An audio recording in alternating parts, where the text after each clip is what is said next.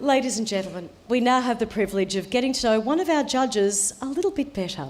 Would you please welcome to the stage Major General the Honourable Michael Jeffery.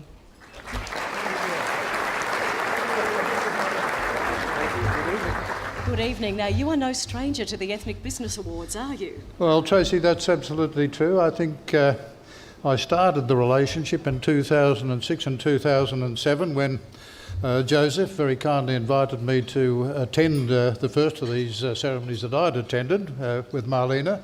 And then in 2016, he asked me to go and join this wonderful judging panel. And I have to say, the judging panel have been absolutely magnificent in the dedication that they have shown, and we've been unanimous in our decisions.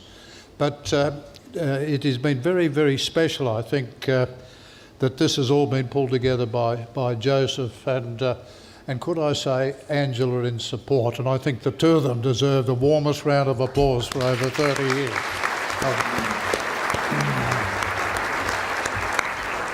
Very special and very generous people.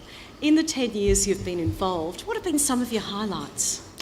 Well, I think the key thing in terms of there's a relationship that the Governor-General has in terms of trying to bring together the things that unite us in this country. And I think the Ethnic Business Awards do precisely that.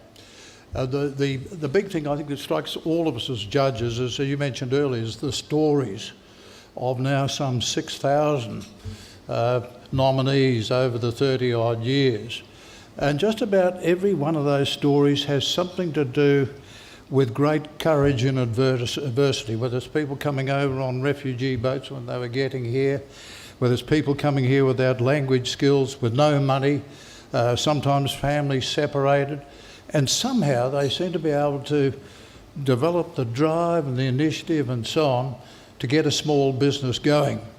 And I think those stories are genuinely inspirational, and it always provides a tremendous joy to the judges in being able to digest them. And I think the second aspect that relates is the fact that 6,000 of our nominees have nominated since 30 years ago when they first started.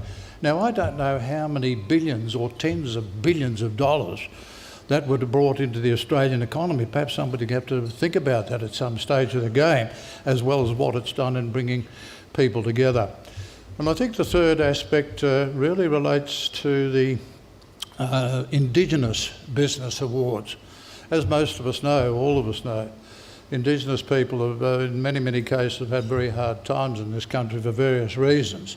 And I think the establishment of the Indigenous Business Awards in 2010 was a masterstroke of Joseph's, because now we're getting Indigenous people who can demonstrate to their other communities that they can do it. And I think the final thing is the media. Mainstream media, if I may say so, I don't think has been as strongly supportive of these stories as it could have been. And that's why I think the partners, and you mentioned SBS, have done such a sterling job, and I think we should give them another clap to keep them going. And, so they're the fundamental things that I've noticed with my fellow judges, but it's just been an absolute pleasure to do that particular task, and of course to end up here on an occasion such as this. As you mentioned earlier, it's the 30th year next year. What do you see for the future of the Ethnic Business Awards? Well, Tracy, I think the future is already established. What we want to see, obviously, is more and more and bigger and better and brighter. But I did suggest to the selection committee and to Joseph that we might think about establishing some form of foundation, probably based on bringing together the stories of all the finalists over the 30 years, because it's such an inspirational thing. And with that foundation, then being able to further encourage the establishment of businesses, be it small, medium or large scale. And I hope with a foundation that will also encourage the development of some form of alumni, because you can imagine if you could get that going, the foundation with an alumni, say, of 6,000 or 7,000 people who've been through all of this, and they're spreading their stories via the television and Twitter or whatever it is you do to spread stories these days. I think that would be a very powerful endorsement of the Ethnic Business Awards.